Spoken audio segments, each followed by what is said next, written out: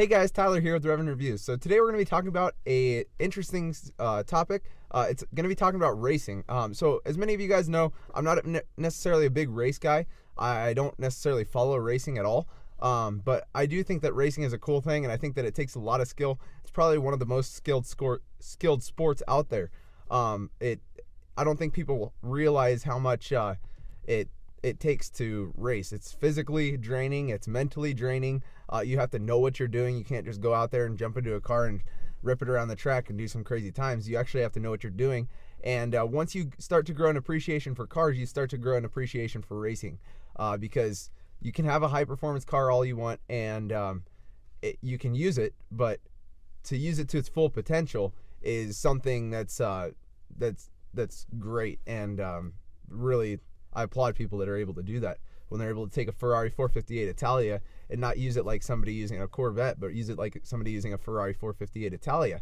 I really applaud somebody for doing that. But anyways, racing has always been with people. People have been driving the cars, people have been watching the races, people have been in the pits. But it's going to be changing here soon. I'm not saying that all of the human racing is going to be gone. I'm not saying that any of it's going to be gone, honestly. I'm just saying that there's going to be a new series added into these series of races.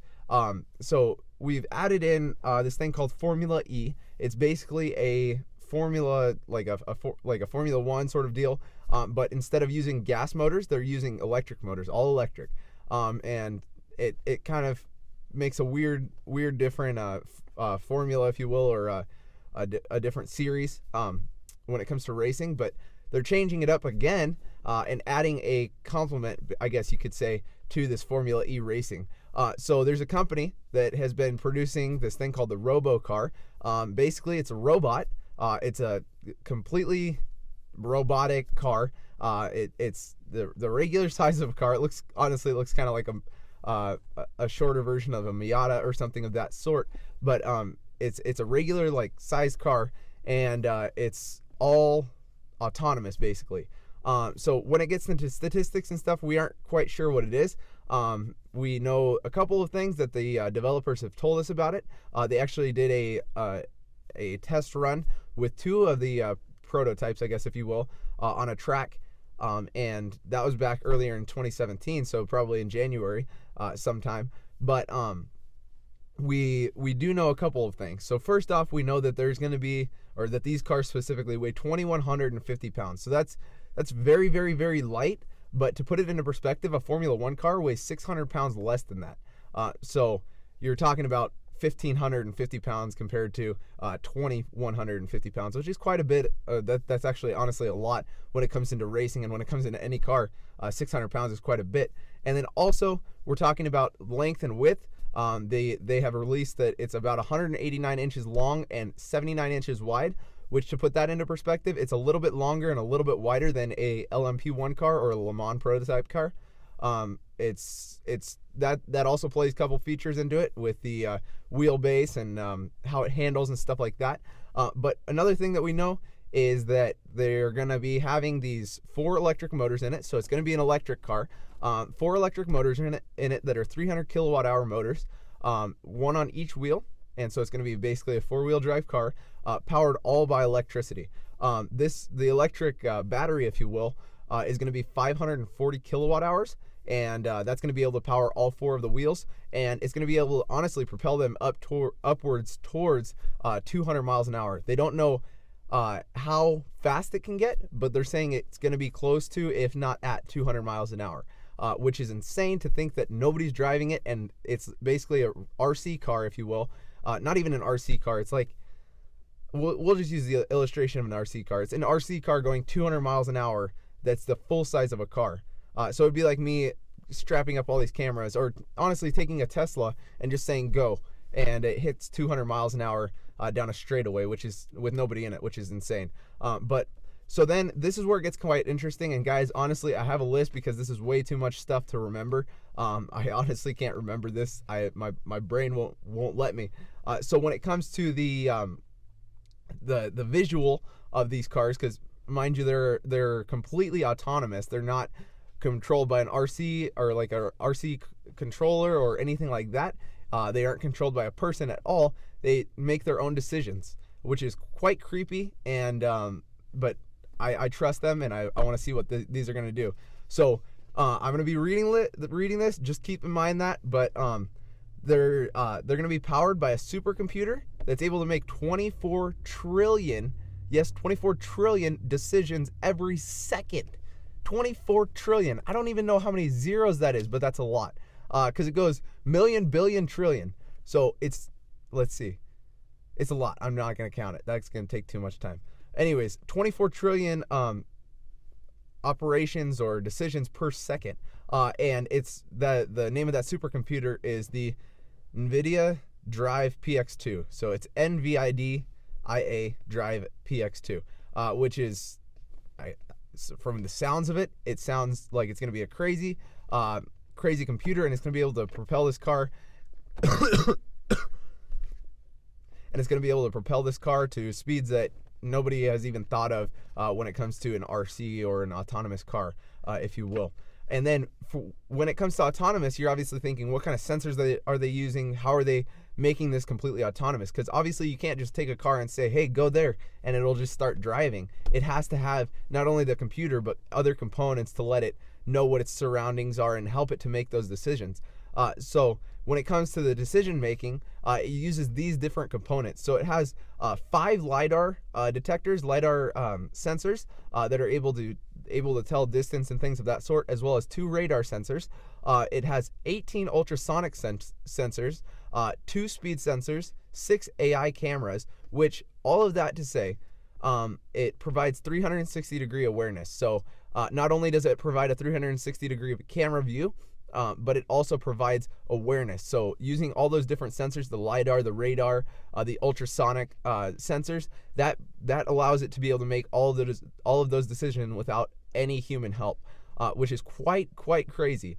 So now that we've kind of gotten the technical stuff done, we're going to be talking about the formula of formula or robo formula, if you will, the class that this car is going to be in. So obviously they're going to be introducing its own spec, its own class, if you will, and it's going to be racing against its own competitors that are all robot cars. But when it comes to it, they're talking about what's going to be mandated, what's not going to be mandated. So they've already released that the hardware is going to be mandated. You're going to have this and that, and you're not going to be able to have the upper advantage. It's kind of like a stock car. You're going to have this engine and this, and they're going to mandate everything. So you can't have a more powerful car than the other guy. But the thing is, when it comes down to awareness and things like that, you as the developer or as the owner of the car get to decide how you want to program the car. So it's basically like me telling you, here's a computer, I'm going to give you this hard drive, this RAM, this graphics card, and I'm going to give you all these components, and you guys are able to program it to do whatever you want. Now you could program it to make it a gaming computer, or you could program it to make it a video computer, or just honestly an office computer, but it's all in what you decide it to do, and what kind of good programmers you get. So they're going to be taking 2 different worlds, honestly, and taking the side of the geek squad, if you will, the people that are computer savvy and that know how to program things, and then they're going to be taking the side of the mechanical, where people know how to install and engineer this stuff to make it to where it's the best. And they're going to be basically taking those and making them in perfect harmony, which I think this is going to honestly it's going to change sports car history. And I think that we're honestly going to be amazed at what these things are going to do.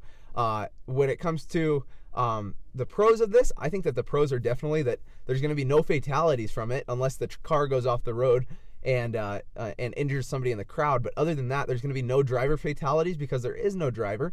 The only thing that would be a fatality would be the hardware in the car. And then another thing that is a pro, I think that it's going to honestly change this whole sports car industry and make it to where it's a perfect harmony between the computer guys and the hands-on car guys, and bringing those both together. Now the negatives about it, I don't know how interesting this is going to be to watch, honestly. I've watched RC cars drive around, and after a little while it gets quite boring. But then again, I've never been to a NASCAR or any sort of race car event.